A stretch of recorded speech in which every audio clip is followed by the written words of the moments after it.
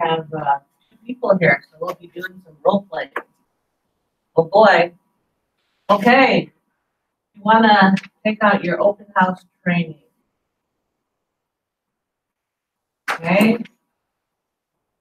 So I'm just going to read from here, and then I'll kind of go into, I'll explain a little. Okay, who does open houses now? How many do you do? How many do we do? I don't know.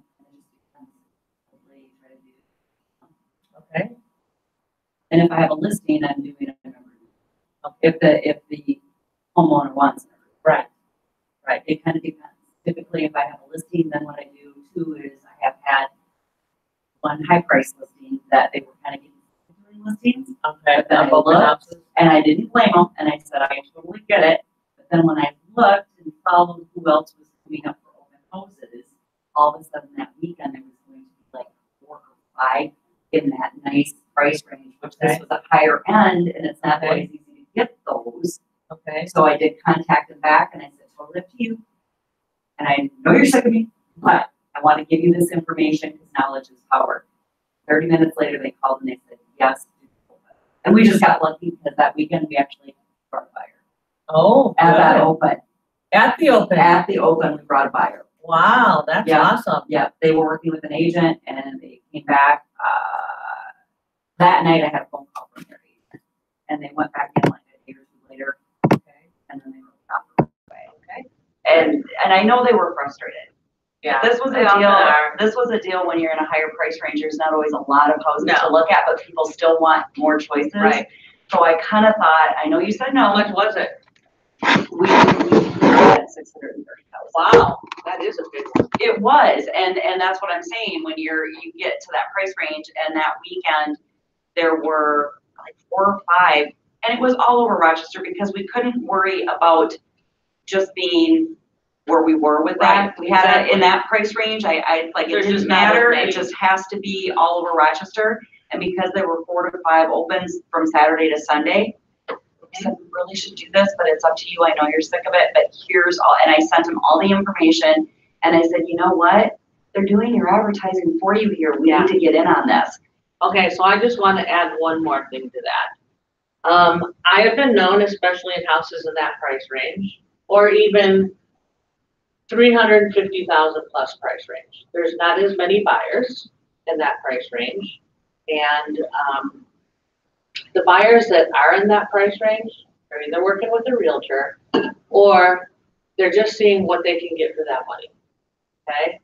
So what I often do is even if I see one other house in that neighborhood, I will call that realtor and I'll say, I've got a listing, you probably noticed it, on the same block. Would you be interested in doing an open house, and we can coordinate them at the same time? And then we can send traffic back and forth. That works. That can work. I haven't quite asked because I think there's some liability issues if I can also do that open house as well, because I can piggyback on that. So I can do mine and then do that one and then send them back and forth. So in that particular situation, what I would do, if they have agreed to do that, I will print out those feature sheets as well. And I will have them at the house. Because if that buyer is not represented, you might be able to pick them up as a buyer. So when I got here to Rochester, I didn't know anyone. So I had no sphere whatsoever. Well, I had my sister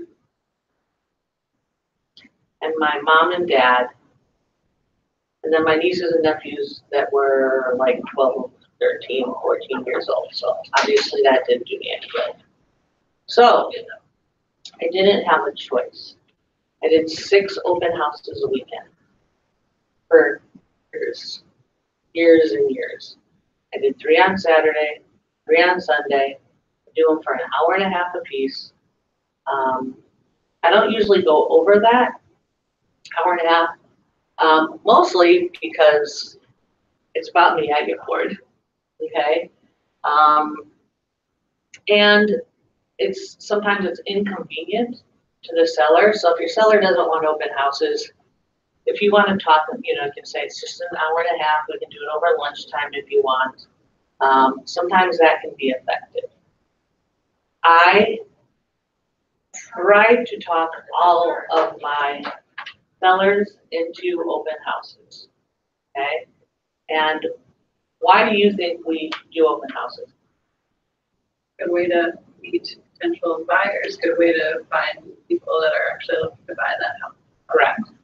Okay, so how I explain that to my seller, and I do it right at the beginning, because you want to set it up right at the beginning when you are having them sign the paper. And basically what you say is, statistics are 97% of buyers find their house on the internet. I'll take only 3% find them at open houses. I'll take the 3% too. Your house will get maximum exposure. Because the reason why we're doing them, not necessarily to sell that house. Of course, we want to do that too. You should be able to pick up 2 buyers in the course of the open houses. It might be on the market a month. You should be able to pick up 2 buyers, okay? If you're doing 6 a weekend. If you don't want to do 6 a weekend, 4. 2 on Saturday, 2 on Sunday, 1 on Sunday, 3 on Saturday. You really need to get some traction. Okay? You're gonna create an open house kit, okay? Which you'll bring with you. So you're gonna have agency relationship forms. You're gonna have your business cards. You're gonna have a sign-in sheet. You're gonna have sometimes a sample CMA, okay? Note cards, pens, tape, scissors, marker. I tend to bring a small brush and a dustpan, because sometimes if it's fall, you got all kinds of leaves on the porch, and some people aren't super tidy, so you want to make sure that is clean. You want to get there a little early. Scented candles, if you think they need it. Washcloth cleaner. If it's a vacant house, you want to bring a chair. And light bulbs, sometimes the light bulbs are out. And even if it's somebody else's open house, do it anyway, okay? It's still a direct reflection on you.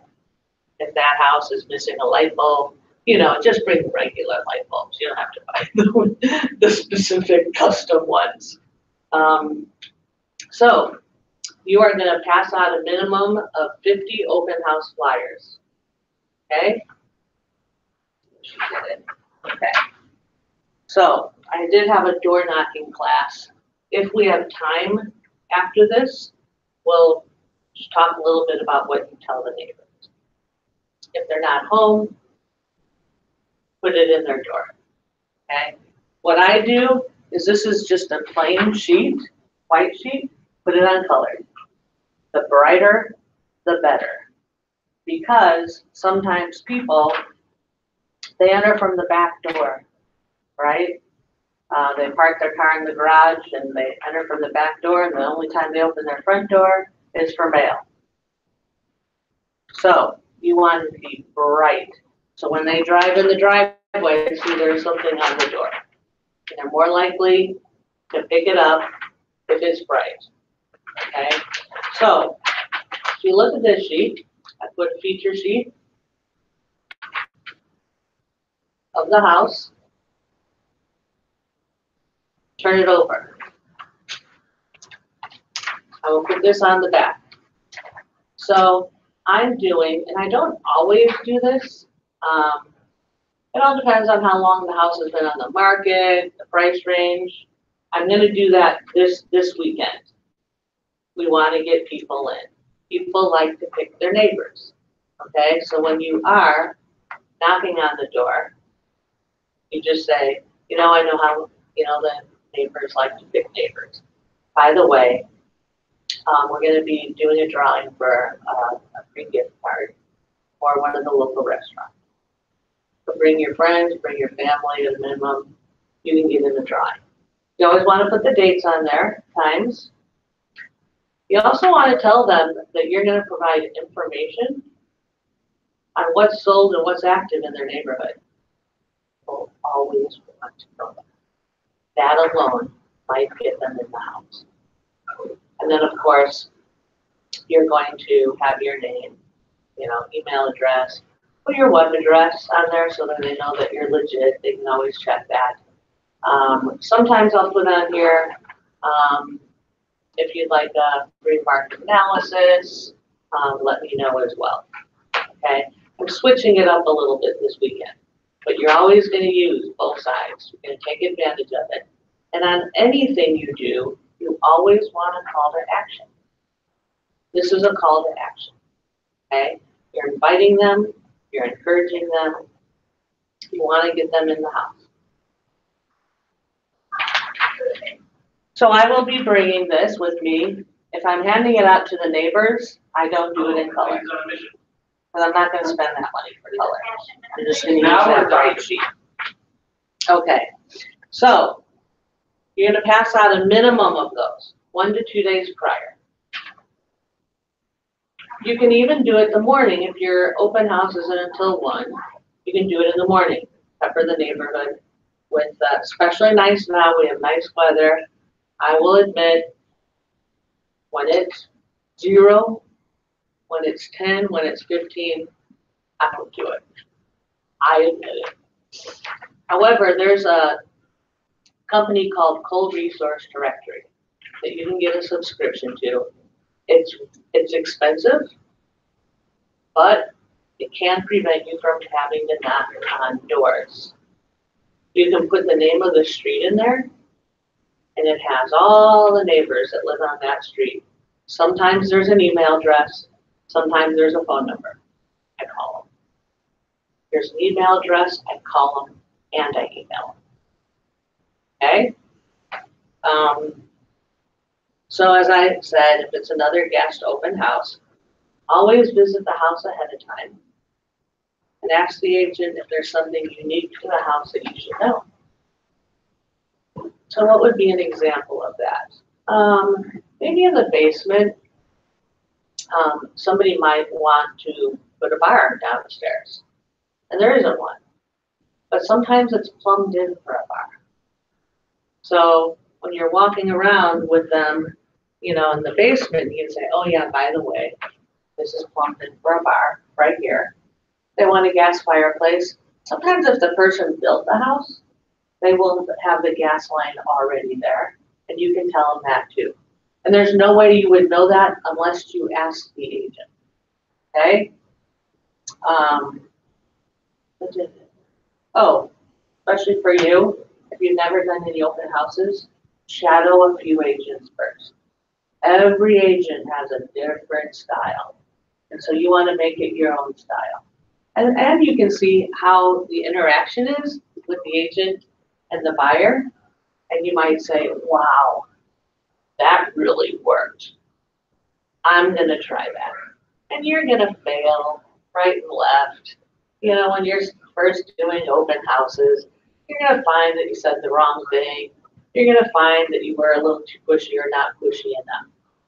So that's why you want to go to several agents' open houses first. I highly encourage that.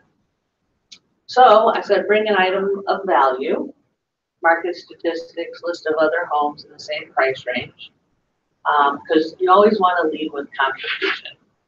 Just anything that will help you engage in conversation. So that would be this sheet.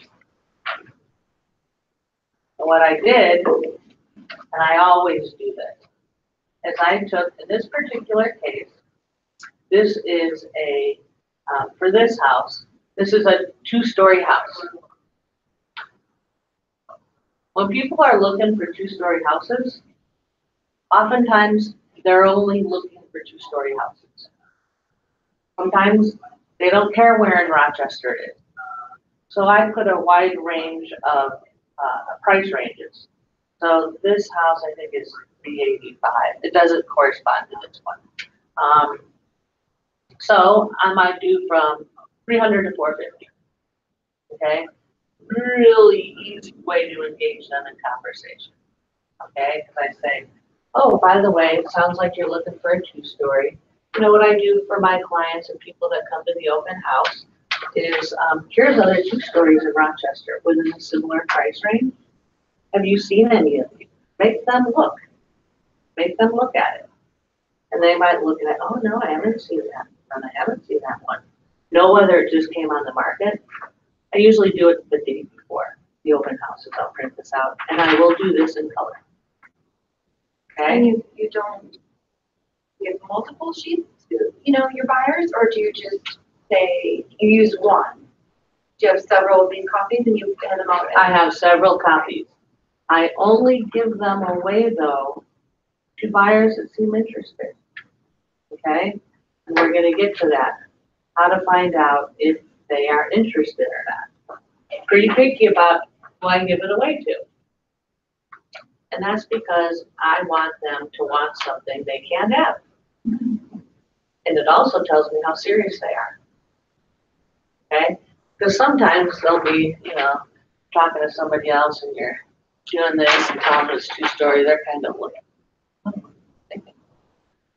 Okay? So you keep this, you hang on to it, and you say to them, here's a list of other things, have you seen these, and you hang on to it, you don't just let them have it. I hang on to it Okay.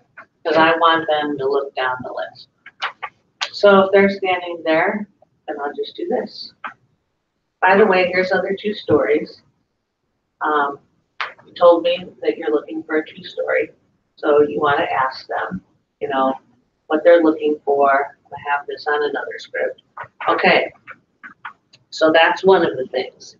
After the open house, it's common courtesy to give feedback to the realtor. Because the first thing that seller tells the realtor is, so what kind of feedback? Okay? And if she said, well, I don't know. Well, that's not the right answer. Don't make them track you down. Text them, email them, so that they have it right there and they can say, by the way, two groups came through the open house. One was a tire kicker. The other one had a realtor, so I couldn't really get that much information out of them. Okay? They just want feedback. Right, Leanne? They want to know it right away. Common courtesy, do that. Sometimes if you don't do that, the realtor might not let you do another open house for them because it's kind of embarrassing for them if they don't have the feedback right away. Okay, if you have their contact info, if you want to try to get that, you're going to email them or mail them a handwritten card. Thanks for coming to the open house today. You told me that you were looking for a blah, blah, blah type of house. And I will send you open house or houses that match your criteria. Okay? So that's why you really want their contact info. They won't give you their email address, you want their phone number. Because there's a subscription you can get to White Pages for $20 a month. You can get reverse phone number, you can get address, and you get their name. $20 a month, it's a bargain. I have it. I will warn you, sometimes there's 3 and 4 phone numbers. None of them may be right. So, you can be ready to get embarrassed. Say, oh yeah, are you the owner of so-and-so house? That's if you did the reverse phone number. They might say, I lived in that house for 4 years. Had that several times. I said, okay, well, I'm sorry, I just must have a bad phone number then. And then you move to the next one. I had one recently, and sometimes it'll have a family member's phone number. So I call this one, this was like 2 months ago, and I ended up calling the mother. And I said, oh, I'm calling about the house, so-and-so. Oh yeah, my daughter tried to sell that for the last 8 months because she was buying a house and it just wouldn't sell. And I don't know if she still wants to put it on the market because she's really frustrated, but here's her phone number. I listed her house. She bought a house. We closed on both of them last Thursday. Pretty powerful for $20 subscription. So be ready. When you call those numbers, a lot of them are disconnected. So is there a way that you try to get elicit the phone number from them that are coming through as kind of which way that you call them? Any way I can. If they, I'm gonna highly encourage them to What fill I out the have found information. too is this sheet, sometimes people don't want to fill it all out. And so I've actually gone to a plain notebook, just a plain notebook. And I say to them, you know, if you'd like more information about homes that are coming on the market, we're constantly listing stuff every day. And if you want me to give you a call or email you, give me your name, phone number, and email. That's all I need. Yeah, however you get it, get it. I have gone to their house after I've looked it up. If they haven't given me their home address, I just look them up in the phone book. You know, tax records, plug their name in. You can get their address. I will have note cards right at the house. If it's a little slow, I'll write the note card right then and I'll deliver it to their house right after the open. They are so impressed. They don't get handwritten cards even in the mail, let alone if you drop it off. They think, this realtor's on top of it. So, what you're gonna do is, by the way, when I do the open house, I only use color sheets, okay? I will make sure if there isn't a copy of the disclosures at the house, I print them out, I put them in my own notebook. You just put on the notebook, do not remove. So that's why you want to visit the house ahead of time. You want to see if they're in there. Because when you send the public version, when they get it through Northstar, they don't always get the attachments. So they don't have the disclosures, okay? But another trick would be to say, I don't have the disclosures in the house, can I email those to you? Yep, Get their email. that's another way to get it. Another way to get it, okay? So, color copies on the house. So I'm pretty strategic. Just so you know, I do a ton of open houses, lots of open houses, always have. Once the weather's better, well, we're already there. Once there's more housing on the market, I do other people's open houses all the time, all the time. If I don't have one, I will ask to do theirs. I will start doing 3 each day. Right now I'm just doing 2. 2 on Saturday, 2 on Sunday. It's a numbers game. It's a pure numbers game. So, I want you to grab your sheets, okay? See the open house sign up sheet? You put it right here, okay? If the door is here, they have to come around, wherever they have to come around. I put this like that. They gotta sign in before they get this, okay? They have to earn this by signing in. And how I do this seems like it's a lot to sign into, you know, because they think it's the whole page. And I'll just say, oh, just fill in the top part. They're more likely to do it if you do that. So I have an open house script. It's a pretty basic script. Of course, there's a lot more things that a lot more questions that you're gonna go through. But this is a good way to start it. Okay, so the first thing I always ask is, oh, how did you find the open house? They kind of look at you like, duh, well, it was online. And I say, oh, whatever they say, you know, if they say Zillow, you know, I usually say, yeah, you know, sometimes Zillow's accurate, sometimes it's not. What I recommend is you can look at it at realtor.com, or I have an app here. Let me send it to you. And I go to the Keller Williams app. And if they're a person that's just looking all over Rochester and not in a particular area, I just say, this is a really cool app. I make it super casual. And I say, I use it all the time and my clients absolutely love it. And I go and I ask them for their phone number. Let me text it to you. So if they didn't put it on here, I got it on here. And say, whenever you go into a neighborhood and you're curious, about, you might drive by a house and you see the for sale sign on it, it'll show up right here. And it gives you all the details. It gives you pictures of the house. It even tells you what the taxes are. If there's an open house that next weekend, if the realtor has entered it, it'll tell you there's an open house.